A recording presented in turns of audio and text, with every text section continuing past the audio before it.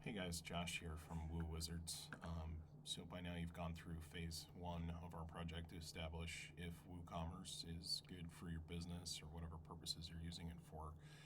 And you've procured a domain going through the first steps of phase two. So in this video, we're going to go through taking the domain that you just purchased, pointing it to a CloudFlare account.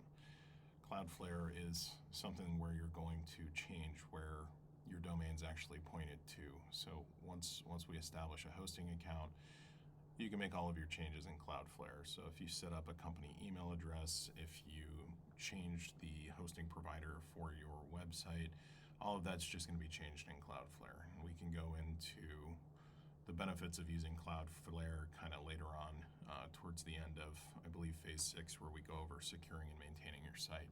But for now, we're here on GoDaddy. So we've started a project for the sake of demonstration to go through and show all the steps throughout all these tutorials. And it's just going to be a soap company, and we called it Really Awesome Soap Co. So if you purchased a domain, this is what your GoDaddy dashboard is going to look like. We don't have any other tutorials for CloudFlare domains or anybody like that. It's going to be a little simpler if you purchase it through CloudFlare. But so as an example, GoDaddy and all of your domain providers are going to have relatively identical functionality as far as what we're actually doing here. So in this case, we have domains. We have reallyAwesomeSoapCo.com. So we're just going to click Manage My Domain. And then once you go in here, generally down towards the bottom, they have Manage DNS. We're just going to click that.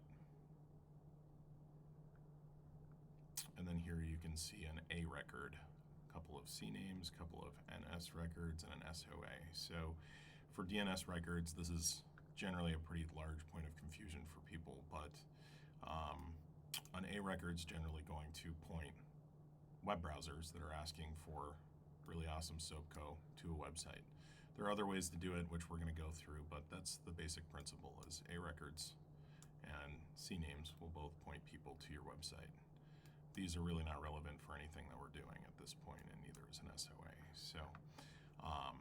So that now we're on the screen, we're actually just going to scroll down to name servers. So you want to go ahead and go to cloudflare.com and then click sign up. And once you click sign up, you're going to type in some personal information as well as the domain name of your account. And once you do that, this is totally free, by the way. Once you go through that step, you're going to end up on the screen right here. So they have Pro, Business, Enterprise plan. We don't need to worry about those for now. They have a free entry-level plan. This is going to be good for most purposes of anything that we're doing. So just click the free plan, click continue, and then it's going to take a look at what GoDaddy has for all of the records that we just looked at back here. So CloudFlare is going to just transfer all of these over there so we never have to log into GoDaddy again. This is going to save you a lot of time and frustration later. Again, we'll kind of explain that as the tutorials go on. For now, we're just trying to make sure that you take your domain name and get pointed to a website. So we'll take a look back here at CloudFlare, and we can see that it picked up the records that are kind of applicable here. A couple of those records are just for GoDaddy. So we're just going to click continue.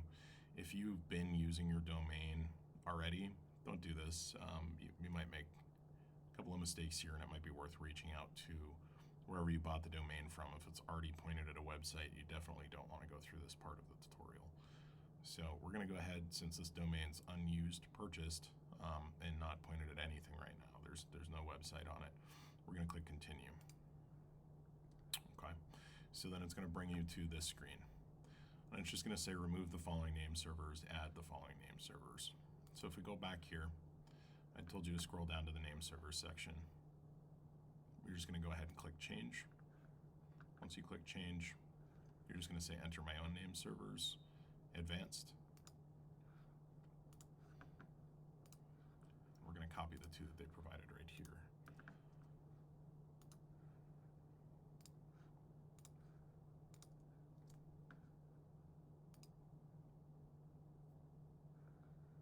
Okay, and then it's just going to ask you to make sure you really know what you're doing. We do. So we're just going to click continue. All right, so here it's asking for a one-time password being sent through to our Gmail account. So we'll go over here.